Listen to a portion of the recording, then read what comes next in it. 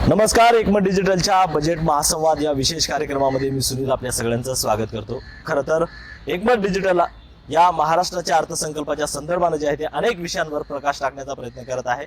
खरं तर आज आपण शिक्षण क्षेत्रावरती प्रकाश टाकणार आहोत, कारण राज्य सरकारकडनं अर्थसंकल्पामध्ये अनेक मोठ्या घोषणा केल्या जातात, अनेक निधीची जी आहे ती तरतूद केली जाते, मात्र प्रत्यक्षात ग्राउंडवर जर आपण पाहिलं तर अनेक ठिकाणी जे आहे तो शिक्षण विभागामध्ये असतील किंवा शिक्षण क्षेत्रामधले जे आहेत अनेक अडचणीला सामोरे जावं लागत आहे।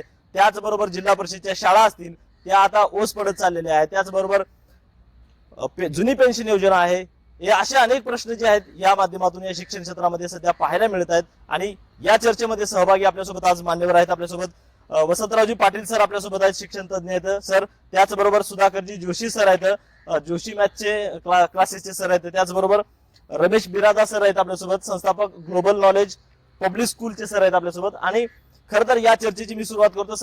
सर्वप्रथम मी सगळ्या मान्यवरांचं स्वागत करतो। खरं तर आपण सर पाहिलं महाराष्ट्राच्या अर्थसंकल्पामध्ये म्हणजे दरवर्षी बजेटमध्ये वाढ होते, मात्र प्रत्यक्ष शिक्षण क्षेत्रामध्ये कुठलाही बदल होत नाही आणि ग्रामीण भागामधल्या जिल्हा परिषदेच्या शाळा ज्या आहेत ते ओस पडताना दिसत आहेत। आणि तुम्ही याच्याकडे कसं बघताय? सर, शिक्षण क्षेत्राच्या बाबतीमध्ये सांगायचं झालं तर महाराष्ट्र शासनाचं शिक्षणाच्या बाबतीत उदासीन धोरण आहे आणि बजेटचे आकडे फुगीर असतात, पण प्रत्यक्ष कृतीत काहीच उतरत नाही। कारण प्रत्येक वर्षी हजारो कर्मचारी सेवानिवृत्त होतात, त्या जागा तशाच रिकाम्या होतात। बजेटचा आकडा वाढतो, सेवानिवृत्त झालेल्या कर्मचाऱ्याचा पैसाही शिल्लक राहतो, पण जो पैसा ज्याच्यासाठी वापरण्यात यायला पाहिजे त्याच्यासाठी वापरला जात नाही। ही फक्त गुलामगिरीकडे जाण्याची प्रवृत्ती शासनाची चाललेली आहे।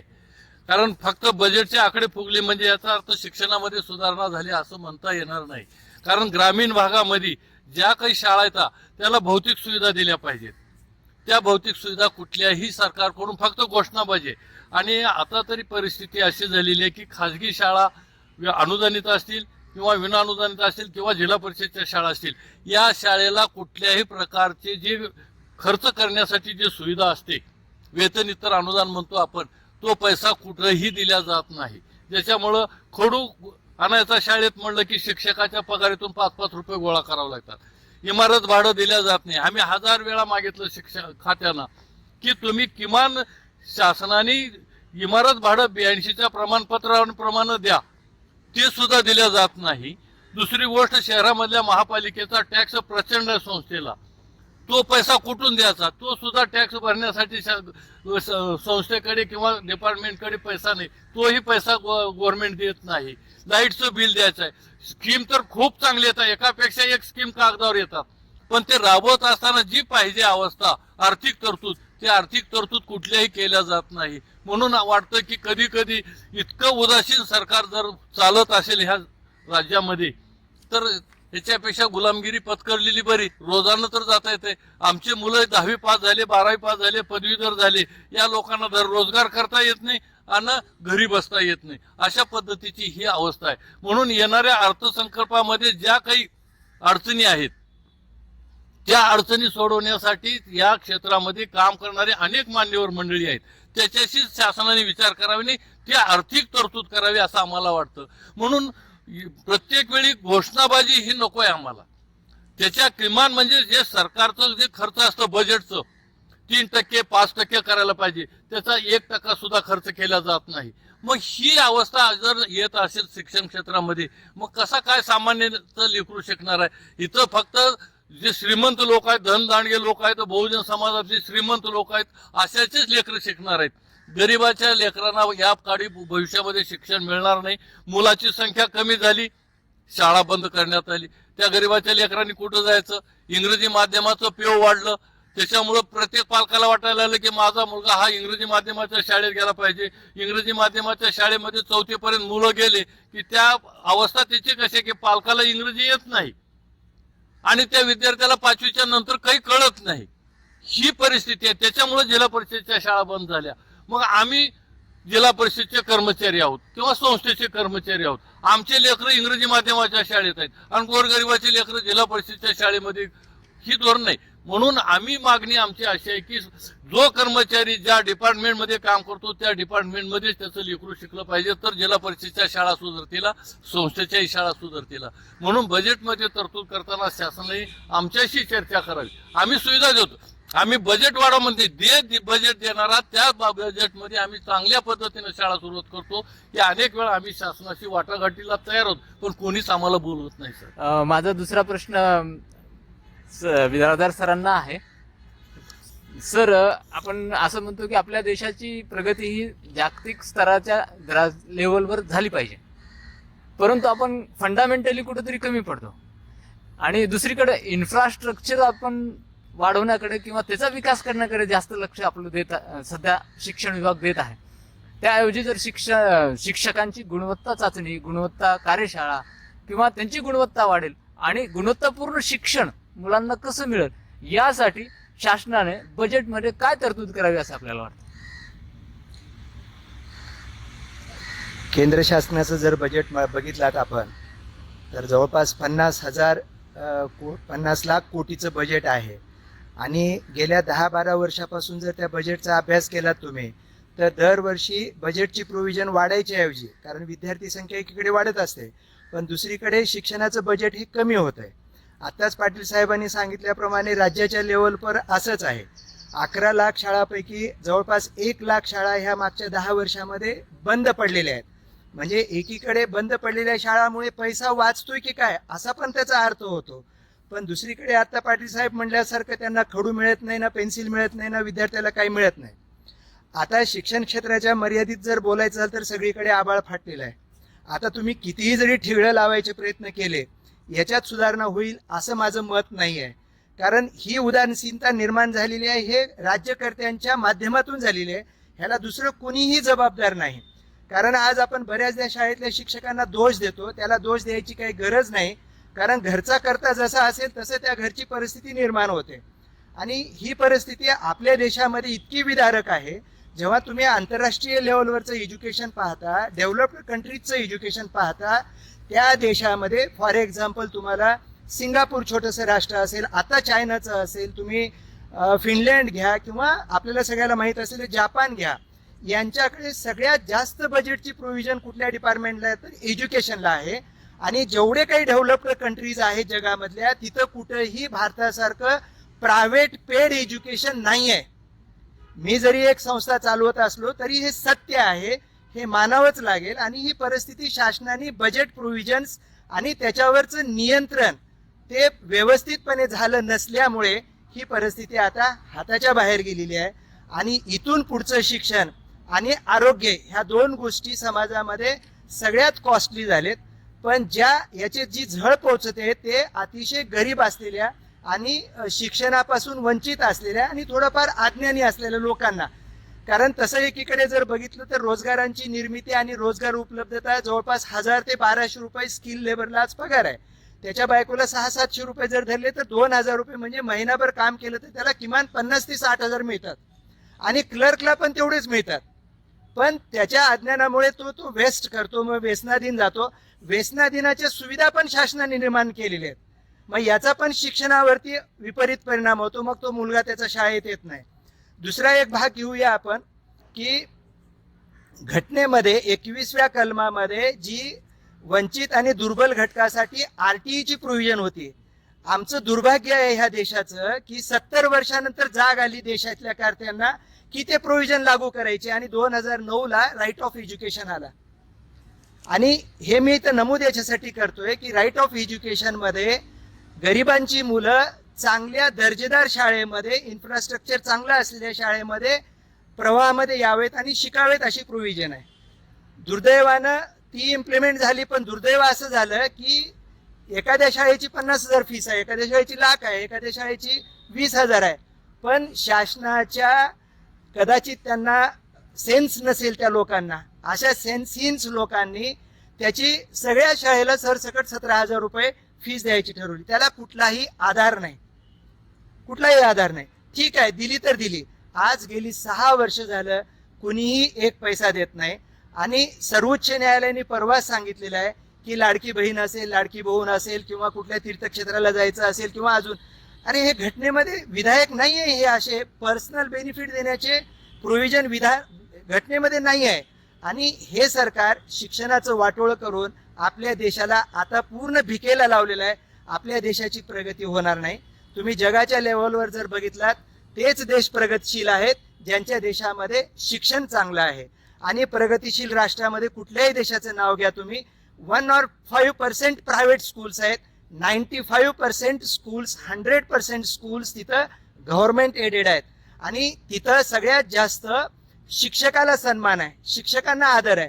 आमच्या इथे तर काल आमचे आदरणीय विक्रम बाप्पा काळे म्हणत होते की शिक्षकांना कुत्रे मोजायला लावले.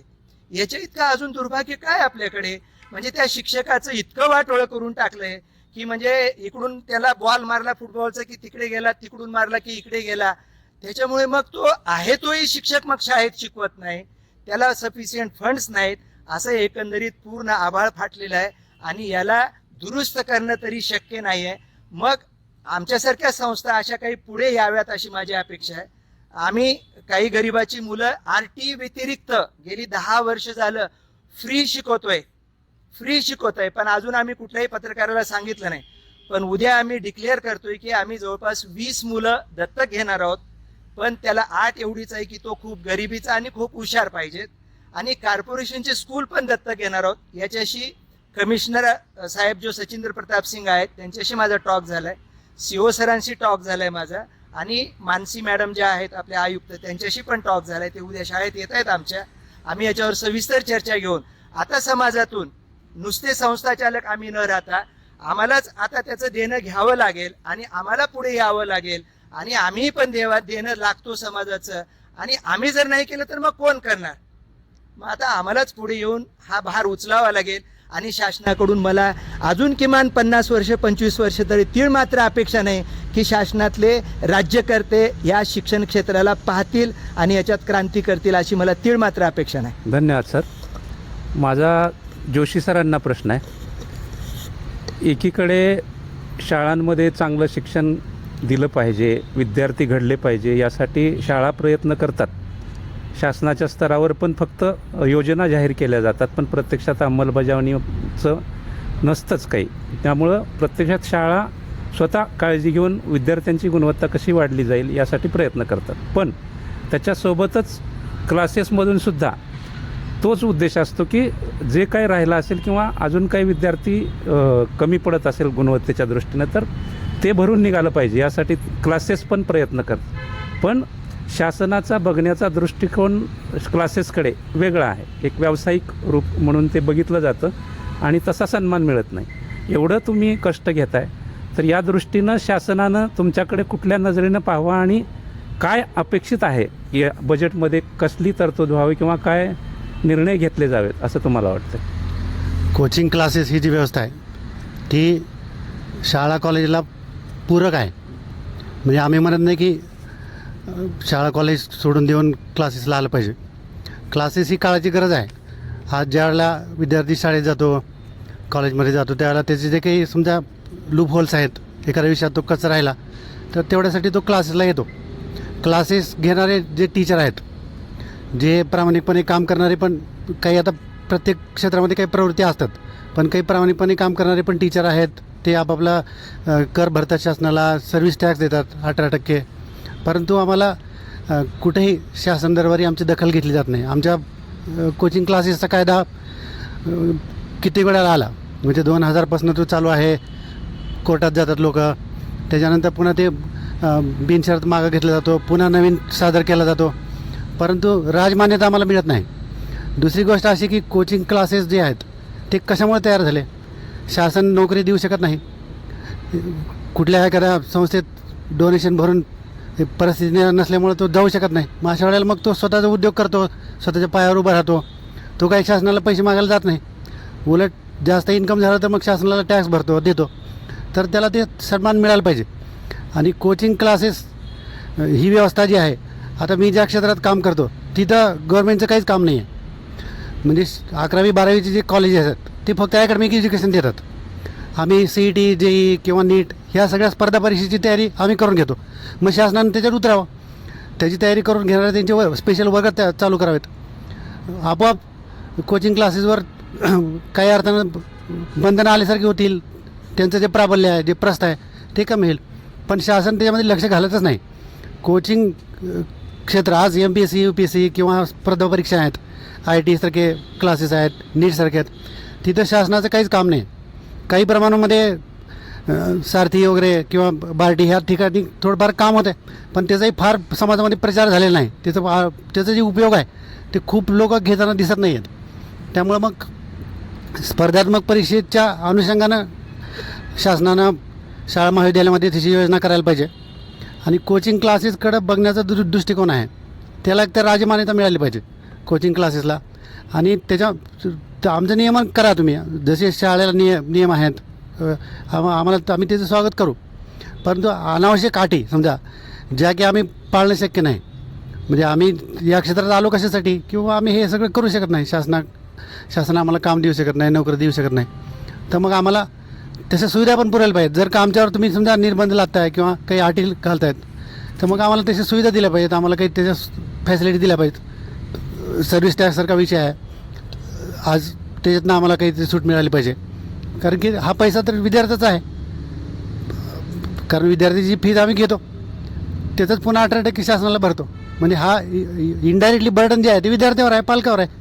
मग त्याचा बोजा कमी होईल जर का असं केलं तर, हे मला वाटतं. आणि कोचिंग क्लासेस ही व्यवस्था जी आहे ती उलट शासनाचं काम करते आहे. जे काही ज्या शाळामध्ये जिथं काही लूप होल्स आहेत, जिथं व्यवस्थित एज्युकेशन मिळत नाही, ते मुलं कोचिंग क्लासेसच्या माध्यमातून शिक्षण घेऊन रिझल्ट देतात. नाव तर शाळा कॉलेजच होणार आहे, तिथलाच रिझल्ट येणार आहे. तर शासनाने ह्या सर्व बाबीचा विचार करावा असं मला वाटतं. पाटील सरांसाठी माझा एक प्रश्न आहे. सर, सध्या तंत्रज्ञान जे आहे दिवसेंदिवस तंत्रज्ञान जे आहे ते दिवसेंदिवस वाढत जात आहे. AI सारखं तंत्रज्ञान आपल्याकडे विकसित झालेलं आहे. प्रत्येक मोबाईलमध्ये, प्रत्येक लॅपटॉपवरती AI सारखं तंत्रज्ञान आहे. त्यामुळं शाळामध्ये AI लॅब्स आणि कंटेंट क्रिएशन लॅब्स सुरू करण्यासाठी सरकारने स्वतंत्र तरतूद करणं आवश्यक आहे का? सर, हे तंत्रज्ञान फक्त कागदी पत्री चालू आहे शासनाचं. 4-5 वर्षापूर्वी कॉम्प्युटर लॅब हा बऱ्याचशा शाळांना दिली शासनाने, त्याच्यावर त्यांनी कर्मचारी नेमले आणि चालले. 1-1 वर्ष 2-2 वर्ष झाले. ते जे दिलेले कॉम्प्युटर होते ती 6-6 महिन्यामध्येच बोगस झाले. कसे झाले ते त्यांनीच पुरवठा केलेले होते, कर्मचारीच तेच. म्हणजे फक्त आकडे झाले तयार, इतक्या शाळांना तंत्रज्ञान देण्याचं आम्ही सुविधा केली शासनाने, पण प्रत्यक्ष ग्राउंडवर त्याचं कार्यवाही चालली नाही. आता आपण जरी फार वेगळ्या पद्धतीनं चालत असलो, पण शासनाने कुठंतरी काम करणाऱ्या संस्थेमध्ये काम करणारे असो, शाळेत काम करणारे जे हेड असतील कर्मचारी, त्याच्यावर विश्वास ठेवला पाहिजे. हा एकतरी शासनाचा ह्याच्यावर विश्वास नाही या बाबतीमध्ये. आणि विश्वास नसल्यामुळं काय झालं की अनेक प्रश्न निर्माण व्हायला लागले. आणि आमच्यावर जे यंत्रणा काम करते ती सगळी आता अलीकडच्या पिरियडमध्ये ह्या 4 वर्षामध्ये सगळे IAS अधिकारी आले आहेत. आणि मग आम्ही डायरेक्टरला हेच म्हणलं किंवा वरच्या अधिकाऱ्यांना तेच बोलतो की ही एवढे अधिकारी, शिक्षण अधिकारी, डेप्युटी डायरेक्टर, जॉईंट डायरेक्टर एवढ्याची गरज काय म्हणलं, यांना कसलाच अधिकार नाही सर.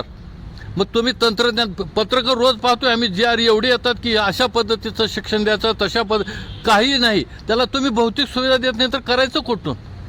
तुम्ही म्हणता प्रयोगशाळा योग्य झाली पाहिजे, कशानं करायची? पैसाच देणं नाही, तुम्ही खडूला पैसा देत नाही, ते तंत्रज्ञान शिकायला देणार आहेत कुठं? म्हणून हे जे म्हणतो ना विकसित भारत आम्ही ह्याच्यावर चालू, हे फक्त कुणासाठी आहे? धनदांडग्या लोकांसाठी आहे. जे श्रीमंत लोक आहेत, चांगल्या वर्गामध्ये शिकणारे, नोकऱ्या करणारे लोक आहेत, तर त्याच्यासाठी आहेत. ही जी IAS झालेली जी लॉबी आलेली आहे शिक्षण क्षेत्रामध्ये, दुसऱ्या क्षेत्रामध्ये मला बोलायचं नाही, पण ही IAS लॉबी जी आलेली आहे शिक्षण क्षेत्रामध्ये, या लोकांनी आमच्या शिक्षण क्षेत्राचं पूर्ण वाटोळ केलेलं आहे. माझा स्पष्ट आरोप आहे, तुम्ही लिहा त्याच्यामध्ये, त्याचं खूप माझ्याकडे रेकॉर्डिंग आहे. त्याचं रिझन असं आहे की ही IAS झालेली अधिकारी कॉन्व्हेंट स्कूलमध्ये शिकली.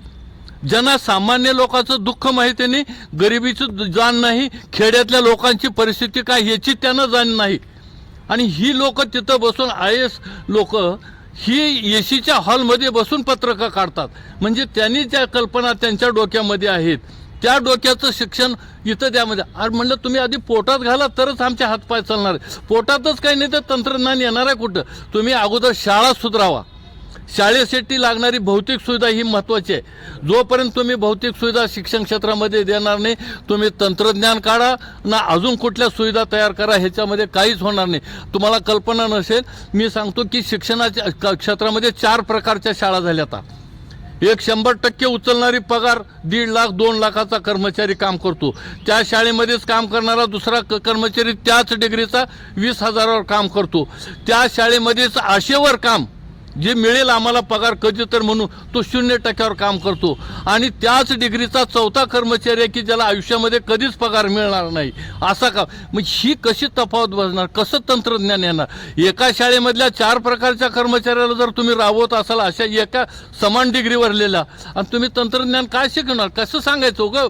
हे पेपरमध्ये वाचायचं, लोकांची भाषणं ऐकायचे आणि हाताला टाळी वाजून घरला जायचं. काय आमच्या तुम्ही खेड्यामध्ये आल्यानंतर कळेल कसं करायचं. आणि ज्यावेळेस ही परिस्थिती सुधारण्यासाठी तुम्हाला अगोदर शिक्षणावर बजेट काढावं लागेल. सरांनी सांगितल्याप्रमाणे लाडकी बहीण आली, धर्मार्थ शिक्षण, त्या प्रोजेक्टला, त्या मंदिराला, त्याला दिला. त्याच्यावर चालणार आहे का भारत देश. समाजाची प्रगती करत असेल तर तुम्हाला विज्ञानावर जोर द्यायला पाहिजे. आणि विज्ञानाचं तंत्रज्ञान जर अवगत करायचं असेल तर त्याला तुम्हाला तंत्रज्ञान देत असताना भौतिक सुविधा दिल्या पाहिजेत. मी पाहिलेलं आहे, मी बी 15-16 देशामध्ये शिक्षण क्षेत्राच्या बाबतीमध्ये फिरलो आहे. त्यावेळेस मातृभाषेला जास्त महत्त्व दिलेलं आहे. मातृभाषेमध्ये जो शिकतो तो त्या देशाची निश्चितपणे प्रगती करतो. कारण जपानमध्ये तुम्ही कुठल्याही भाषेमध्ये बोला, जपानी भाषेमध्येच बोलतात ती लोक. चायनामध्ये जा, चायनीज भाषेमध्येच बोलतात, इंग्रजीमध्ये कधीच बोलत नाहीत. रशियामध्ये जा, रशियन भाषेमध्येच बोलतात. ती देश जगाच्या पाठीवर मागं पडलेत का.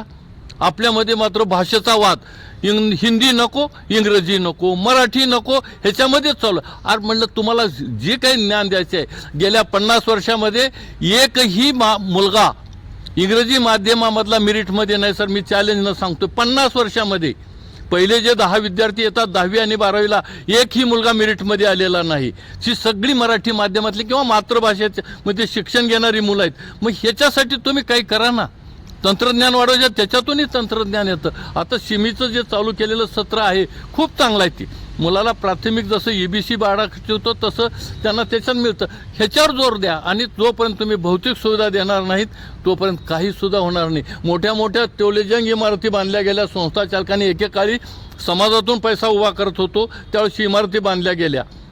आणि आज काय म्हणतं सरकार, समाजातून पैसा करा. आता पैसा मागायला गेलं की लोक काय म्हणायला लागले, सरकार तुम्हाला पैसा द्यायला लागले आणि आम्हाला पैसे मागता, आम्ही पैसे देणार नाही. समाज मग आता कुठला कसं काय करायचं शिक्षणामध्ये. फार वाईट अवस्था आहे सर. तुम्ही जर प्रत्येक सर्वे केलात ना, तुम्हाला ह्याच्यापेक्षा भयानक चित्र दिसेल. मी पाहतोय गेल्या अनेक वर्षापासून फार पोट तिडकीनं वाटतं की ही शिक्षण क्षेत्रामध्ये आता पाप केल्यासारखं वाटतंय. 2004 पासून इतकी वाईट अवस्था, घसरण चालवायचं. हे आलेख फक्त फुगीर आहेत, काहीच नाही सर. सुधारणा एक पैशाची नाही. मोताऱ्या साफ केल्या पाहिजेत, संडास साफ केलं पाहिजे, कॅमेरे बसवले पाहिजेत, फिल्टरचं पाणी दिलं पाहिजे. द्यायचं कुठून प्रश्न आहे ना, ह्याचा विचार करायला पाहिजे. आणि ही जी सुविधा आहे ह्या सरकारने फक्त कागदावर केलेली आहे, ह्याच्या पुढे काही झालेलं नाही. म्हणून तुम्हाला भौतिक सुविधेकडे आधी लक्ष दिलं पाहिजे, तर ही सगळी सुधारणा होऊ शकते. सर, माझा बिरादर सरांना दुसरा प्रश्न असा आहे, रोजगार उपलब्ध करून देणारे शिक्षण म्हणजे कौशल्य प्रशिक्षण, यावर विद्यमान सरकार भर देताना दिसतंय. मात्र जमिनीवर त्याचे परिणाम दिसत नाही. आजही उद्योगांना व अनेक क्षेत्रात कुशल मनुष्यबळाची चणचण भासते. म्हणजे नेमकं आपलं कुठं चुकतंय, नेमकं धोरण, त्याविषयी काय सांगाल आपण. आता हा अभ्यासक्रमाचा भाग आहे थोडासा. खरं म्हणजे आपण अजून 50 वर्षापूर्वी जे करत होतो तेच शिक्षण क्षेत्रात चालू आहे. आणि आम्ही नेहमीच बोलत असतो की फ्रॅक्शन ऑफ सेकंदाला ज्या न्यूज येतात इंटरनॅशनल लेवलवरून, त्या खूप फ्रॅक्शन ऑफ सेकंदाला अपडेट होत आहेत. आणि आपण मात्र 50 वर्षाच्या आधीचंच, मग सरांनी म्हणल्यासारखं कुठंतरी मराठीला धरून बसायचं आणि हिंदीला. हे फक्त राजकारण आहे. भाषा हे माध्यम आहे. तुम्हाला जे काय अध्ययन करायचं आहे त्याचं भाषा हे माध्यम आहे. आणि ह्या भाषेवर लढण्यापेक्षा आपल्याला रोजगार अभिमुख शिक्षणाची अभ्यासक्रमामध्ये आता इंट्रोड्यूस करायला पाहिजेत. आपण सगळेजण उद्या या माझ्याकडे. आमच्याकडे मी इंटरनॅशनल लेवलवरच्या काही कॉन्फरन्स अटेंड केल्या एज्युकेशनमध्ये काय चाललं आहे. तर आपल्या इथं रोट लर्निंग आहे, फक्त पाठांतर कर आणि परीक्षेमध्ये ते त्याला मेन्शन कर, तुझ्या लाईफशी त्याचा काही संबंध नाही, आणि एक कागद डिग्रीचा घेऊन मग मोर्चा काढायचा की मला रोजगार द्या. की शासनाला हे कळायला पाहिजेत. आता कळत नाही हे स्पष्ट दिसतंय, म्हणून तुमचा प्रश्न आला आहे. हे जर कळालं असतं तर कदाचित तुमचा प्रश्न मला आला नसता. की इतक्या लोकांना डिग्री घेतल्यानंतर रोजगार कोण देणार आहे? शासनाकडे किती 60 लाख काहीतरी 45 लाख कर्मचारी आहेत आणि जवळपास 60 लाख काहीतरी निवृत्त झालेले कर्मचारी आहेत, त्यांना आपण पगार देतो. आता दरवर्षी ग्रॅज्युएट होऊन बाहेर पडलेल्या मुलांना सर्व्हिस कसं देता येईल?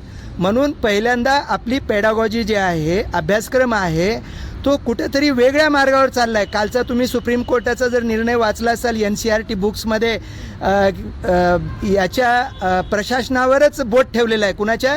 न्यायव्यवस्थेच्या प्रशासनावरती. आणि न्यायालयाने म्हणजे हा काय प्रकार चाललो आहे? मग तुमचा रोजगार हा विषय त्या पेडागॉजीमध्ये माहीत नाही का? त्या लोकांना माहीत आहे. आता जे चाललंय राजकारणामध्ये, प्रत्यक्ष बोलायचं झालं तर आम्हाला आता बुद्धू करून ठेवायचं आहे आणि आम्ही फक्त रबरी शिक्के मारून निवडून द्यायचं आहे. त्याच्यामुळे आम्ही जागतिक परिस्थितीमध्ये जाणार नाही. दुसरीकडे परवाच्या एआयचं सर विचारत होते, आम्ही चायनाचा डॉग आणून तिथं इंडियाचा डॉग म्हणून प्रेझेंट करतो. ही आमची मानसिकता आहे आमच्या देशाची. मग तुम्ही काय अपेक्षा करताय रोजगाराच्या? मग नेपाळमध्ये जे जेनजी झालं ते भारतात होता वाचलं परवा, आणि ते एके दिवशी होणारच आहे. तुम्हाला इन्क्लाब पिक्चर अमिताभ बच्चनचा जर आठवत असेल तर अमिताभ बच्चननी त्या पिक्चरमध्ये सभागृहामध्ये जाऊन सगळ्याला गोळ्या घातलेल्या. ही जेनजी हे 30 वर्षापूर्वीच्या पिक्चरमध्ये आलेलं आहे. मग रोजगाराच्या निर्मिती करायची असेल तर शासनाकडून तीळ मात्रही अपेक्षा नाही. आता हे क्रांती कोणी करायची, तर क्रांती आपल्यातूनच कोणीतरी केला पाहिजेत, आणि क्रांतिकारी एकच असतो. तर या राजकीय लोकातून ती होणार नाही. आणि तुम्हाला रोजगाराच्या सुविधा उपलब्ध करायची असेल तर स्किल बेस्ड एज्युकेशनचा पेडागॉजी आली पाहिजे. ती आम्ही आता आमच्या शाळेमध्ये माझ्यासारखा एखादा संस्थाचालक करतोय. तुम्हाला माझ्याकडे पेडागॉजीचं आम्ही तयार केलेलं पुस्तक तुम्हाला वाचायला मिळेल. उद्या या तुम्ही 10 वाजता. मग आता तुम्ही, एक म्हण आहे, जग सुधारायला निघालात तर तुम्हाला हुतात्मा व्हावं लागेल. तुम्ही स्वतःला सुधरा, तुम्ही स्वतः आयकॉन व्हा. याचं बेस्ट उदाहरण द्यायचं असेल तर तुम्हाला मनमोहन सिंग साहेबाचं घेता येईल, APJ अब्दुल कलाम सरांचं घेता येईल, की ज्यांनी जगाला दोष देत बसले नाहीत, प्रशासनाला दोष देतले नाहीत. त्या प्रशासनातच राहून ते राष्ट्रपती पण झाले, ते मिसाईल मॅन पण झाले, आणि सगळ्या जगाला त्यांनी इतकं चांगलं तंत्रज्ञान दिलं की जग त्यांना आज देवाच्या भूमिकेमध्ये पाहतं. अशा विचाराचे संस्थाचालक जर आले तर आम्हाला शासनावर निर्भर राहण्याची शक्यता नाही. आत्ताचं जे 2026-27चं जे केंद्राचं बजेट झालं 49 लाख कोटी पॉईंट समथिंग 3 काहीतरी आहे, त्याच्यामध्ये 1.38 लाख करोड्स फक्त एज्युकेशनला दिले. आणि हे पूर्वी 6% असायचं, आता हा आकडा तुम्हाला 2.8% आहे. म्हणजे शासनच एज्युकेशनवरचं बजेट 50%पेक्षा कमी केलं आहे. मग आता सरनी म्हणल्यासारखं त्यांच्याकडून तुम्ही इन्फ्रास्ट्रक्चरच्या काय अपेक्षा करणार आहेत, पगारीच्या काय अपेक्षा करणार आहेत? नसेल तर साहेबाला निवडून यावं लागेल, साहेबाला केंद्रामध्ये पंतप्रधान व्हावं लागेल. कारण शिक्षण मंत्री किती लोकांना माहीत आहे? आता 2च माणसं माहीत आहेत तिथले. 70-80चं मंत्रिमंडळ असेल बहुतेक माझ्या माहितीप्रमाणे. 2च माणसं जगाला माहीत आहेत किंवा देशाला माहीत आहेत, एक अमित शहाजी आणि एक पंतप्रधान. बाकी माणूसच माहीत नाही. म्हणजे प्रशासनच इतकं, आता आपण गुलामगिरीचा शब्द साहेबांनी वापरला, त्याच्या पुढचा अजून शब्द काय असेल तर आपण गुलामगिरीमध्येच आहोत. आणि याच्यातून मग रोजगाराच्या निर्मिती कशा करायच्या, तर आता प्रत्येकाला स्वतःलाच पुढे यावं लागेल आणि स्वतःपासूनच त्याची सुरुवात करावं लागेल. आणि आम्ही आमच्या शाळेमध्ये तरी ते सुरू केलेलं आहे की आमच्या शाळेमध्ये एक हट आमची अशी निर्माण केली आहे, त्याला आम्ही ट्रान्सपरन्स गव्हर्नन्स पण म्हणलेलं आहे, आणि एका हटचं नाव आम्ही सेल्फ एम्प्लॉयमेंट पण दिलेलं आहे. तर अशा प्रकारच्या सुविधा आपल्याला कराव्या लागतील आपल्यामध्येच. माझा पाटील सरांना प्रश्न आहे. सर, खरं तर अर्थसंकल्पामध्ये जर पाहिलं तर दरवर्षी जे आहे ते फक्त आकडे तेवढे वाढतात, मात्र ज्या समस्या आहेत त्या कायम तशाच असतात. आता आपण जर पाठीमागं जर पाहिलं तर शिक्षक भरती जी आहे, त्याचबरोबर जुनी पेन्शन योजना आहे, त्याचबरोबर अनुदानित संस्थांच्या थकीत जी ही आहेत अनुदान आहेत, त्यांचे अनेक प्रश्न आहेत. हे सगळे प्रश्न प्रलंबित असताना या अर्थसंकल्पामध्ये सरकार याच्यावर लक्ष देणार आहे का, किंवा याच्यावर लक्ष देऊन हे काम करेल असं वाटते का? सरकार लक्ष देणार नाही, माझा पहिला त्याचं उत्तर. त्याचं रिझन असं आहे, काल जे आपण वाचलं असाल मुख्यमंत्री महोदयांनी अर्थसंकल्पाचे काही मुद्दे त्यांनी जाहीर केले. शिक्षणाला झिरो आहे, शिक्षणाचं नावच नाही. म्हणजे प्रत्येक डिपार्टमेंटला त्यांनी काही बजेट डिक्लेअर केलं. कालचं ते पुरवणी काय तर जाहीर केलं त्यांनी 5-7 ह्याला. शिक्षणाचं नाव नाही, कधीही शिक्षणाचं नाव आलेलं नाही बजेटमध्ये. मग कसं काय शक्य आहे का हे? म्हणून ही अनुदानाची जी प्रक्रिया आहे ही त्या ठिकाणी या प्रश्नाशी निगडीत असणारी माणसं जर तिथं अभ्यासक असली आणि शासनाला म्हणजे जो कोणी अर्थसंकल्प सादर करणार त्याला पटवणारी पाहिजेत. सर 25 वर्ष झालं की PhD झालेली माणसं बिनपगारी काम करतात. काही लोक तर सेवानिवृत्त झाली. MSc PhD झालेले लोक सेवानिवृत्त 25 वर्षामध्ये त्यांना पगाराचा नुसतं कोपराला गुळ लावून चालू आहे की ह्या अशा पद्धतीचं तंत्रज्ञान आहे, तशा पद्धतीचं शिक्षण आहे. काही जर देणार नसेल तर त्याचा उपयोग काय त्या? म्हणून हे काही मला वाटत नाही की उद्याच्या ह्याच्यामध्ये शासन काही निर्णय घेईल हे आम्हाला कधी शक्य वाटत नाही. म्हणून आम्ही फार उदासीन आहोत शासनाच्या ह्या शिक्षण क्षेत्राच्या बाबतीमध्ये. म्हणून त्याचा विचार शासनाने करत असताना काही बोललं पाहिजे ना. तुम्ही काही जर एखादी घटना घडली तर त्याची यंत्रणा एवढी लांबवत असते की त्यांनी पटपट त्याच्यावरली माहिती गोळा करतात.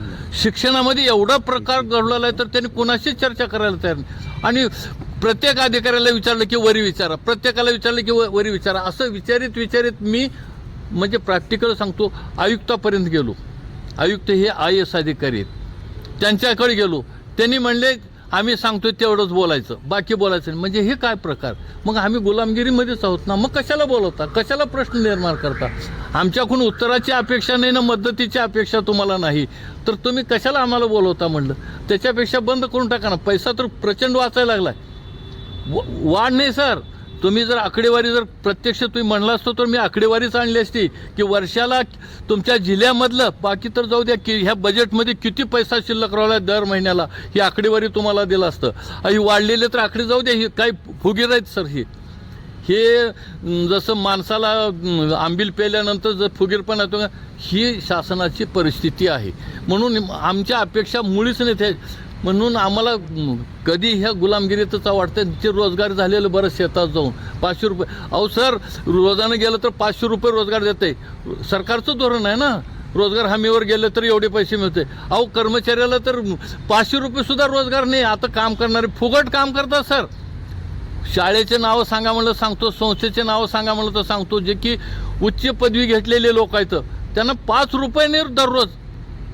त्यांच्या लेकराचे लग्न झाले, तिची बायको म्हणते, लेकरं म्हणतात माझ्या नवऱ्याला मोठी नोकरी आहे. आज पोटात काय तुझ्या 2 रुपये द्यायला त्या लेकराला पैसा नाही. ही कसलं विषय? धन्यवाद सर. माझा जोशी सरांना पुन्हा एक प्रश्न आहे की बजेट आकड्यांमध्ये खूप मोठं दाखवलं जातं आणि गतवर्षीच्या तुलनेमध्ये फुगवून आकडे सांगितले जातात. मग लोकांना वाटतं की बरंच बजेट दिलेलं आहे म्हणजे शिक्षण क्षेत्रामध्ये, पण प्रत्यक्षात अर्थसंकल्पाच्या टक्केवारीत जर बघितलं तर ते प्रमाण बरोबरीत असण्यापेक्षा खाली येत आहे. एवढी ही सगळी जर फसवणूक होत असेल तर मग पुढे तुम्ही काय अपेक्षा ठेवणार आता या बजेटमध्ये? नाही, आता बऱ्याच वेळेला असं होतं की सरकार पण त्यांना पण गव्हर्मेंट चालवत असताना ह्या सगळ्या गोष्टीचा विचार करावा लागतो की कोणता वर्ग आहे समाजाचा ज्याच्याकडे आपण दुर्लक्ष केलं तर चालू शकतं. ही सगळे व्हाईट कॉलर लोक आहेत शिक्षण क्षेत्रात असणारे. ती काही वोट बँक नाही आहे. त्याच्यामुळं त्यांच्या बाबतीत किती बजेट ठेवावं काय, त्याच्यामुळं काय सरकारच्या त्याच्या स्थिरतेवर काही परिणाम करणारे हे कुठलाच विषय ह्यांच्यामध्ये येत नाही. हा एक आहे.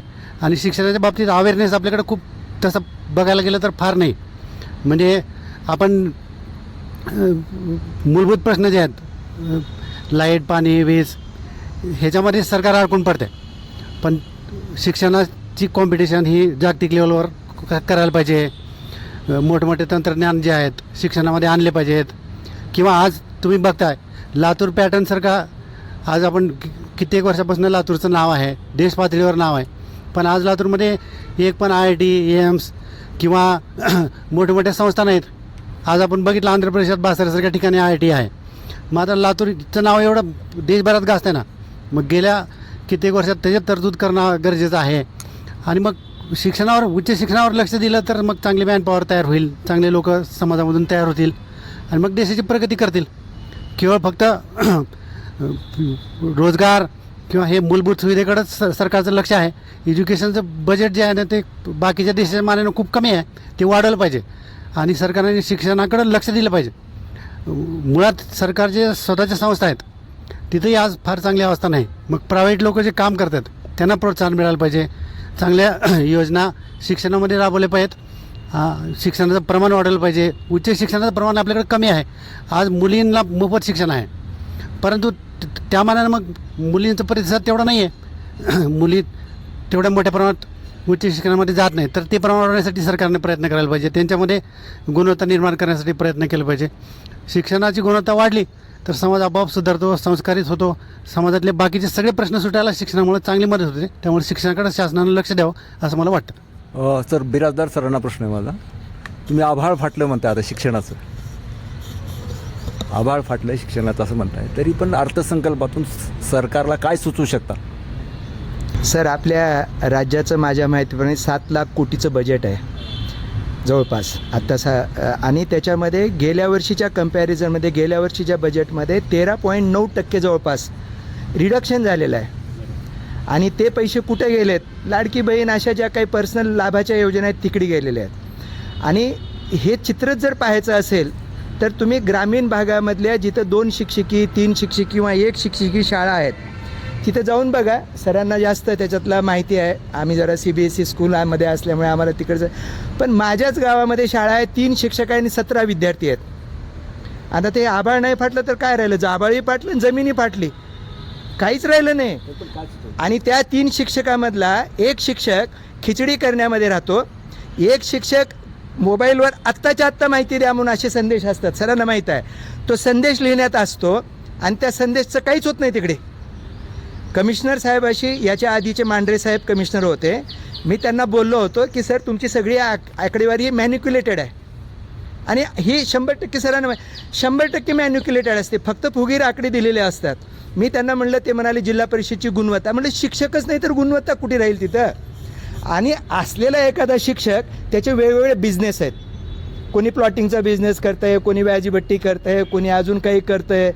तर ते आबाळ फाटले ना, हेच आबाळ फाटले. तरी पण सरकारला काहीच सुचवू शकत नाही मी, काहीच अपेक्षा नाहीत माझ्या शासनाकडून. मी पूर्वी बजेट फार अपेक्षेनं पाहत होतो. बजेटमध्ये आलेली आकडेवारी मागच्या केंद्राच्या बजेटमध्ये 6% प्रोव्हिजन राहायची टोटल बजेटच्या एज्युकेशनवर, 2.5 ते 3% खर्च राहतो. हे जाणीवपूर्वक केलं जातं.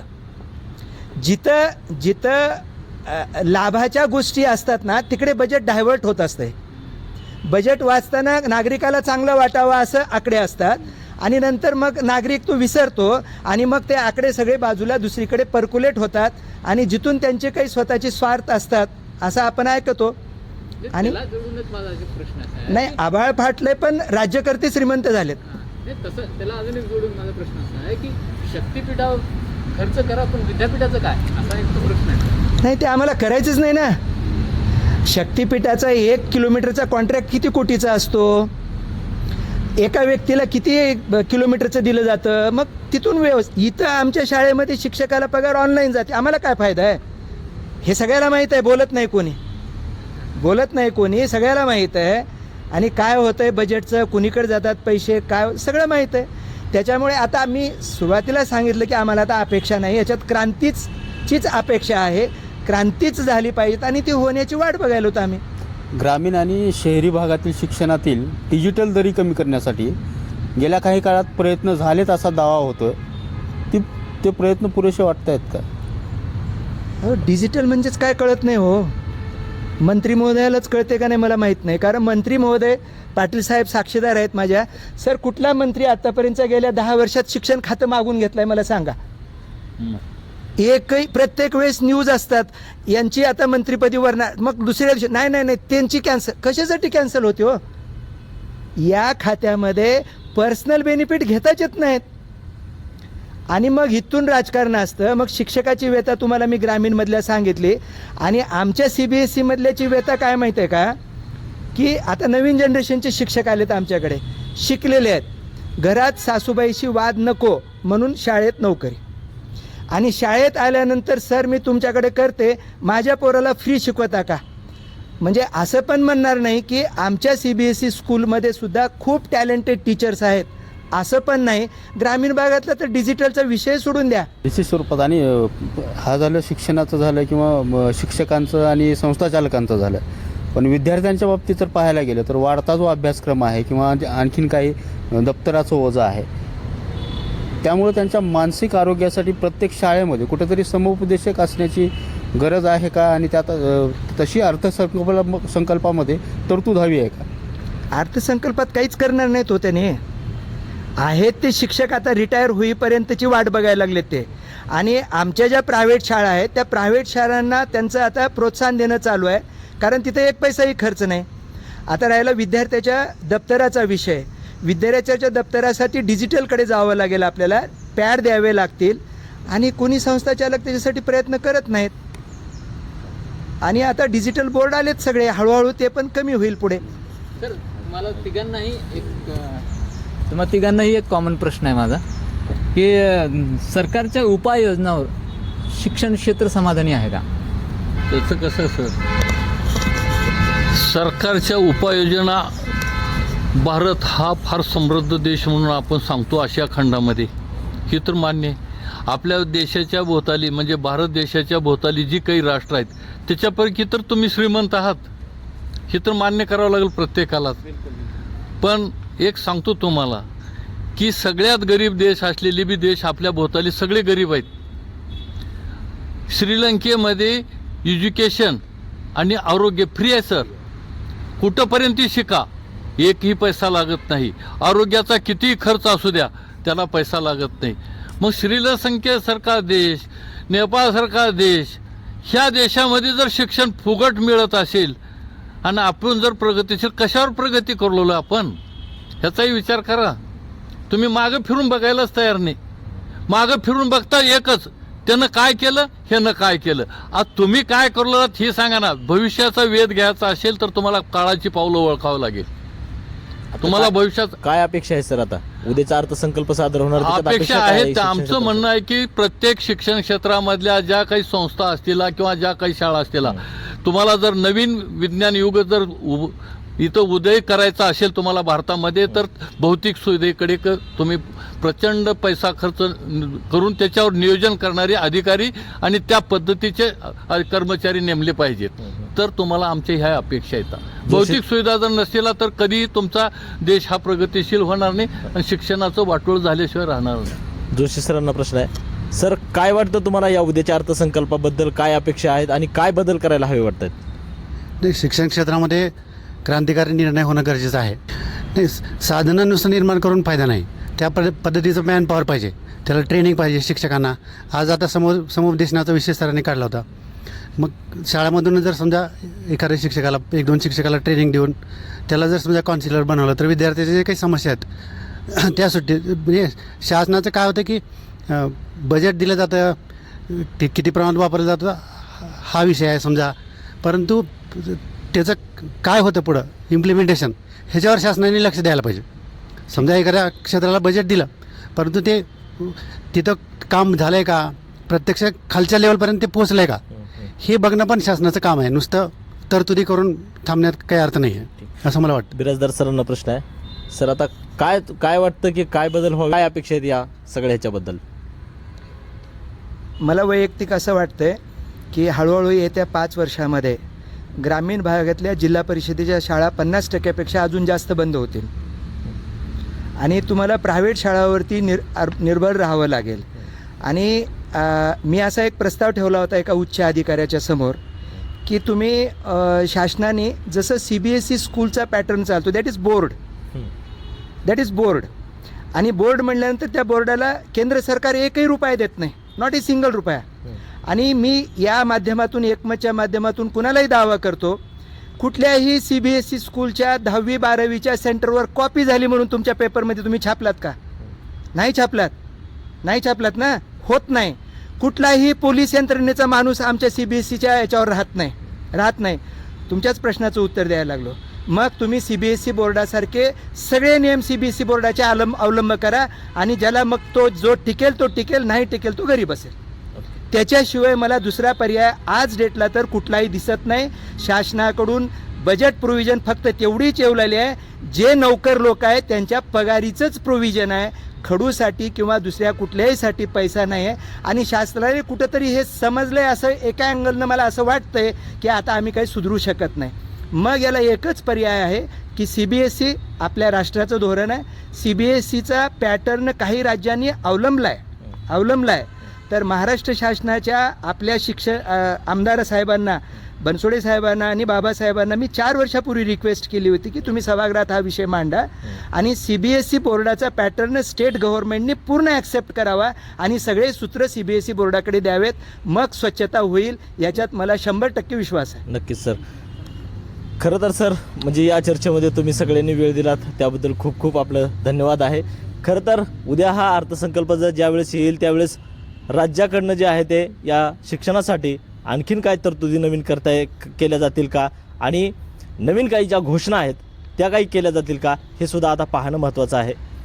आज या चर्चेमध्ये आपण इथंच थांबतोय. उद्या भेटूयात नवीन मुद्द्यावर नवीन मान्यवरासोबत. तोपर्यंत धन्यवाद.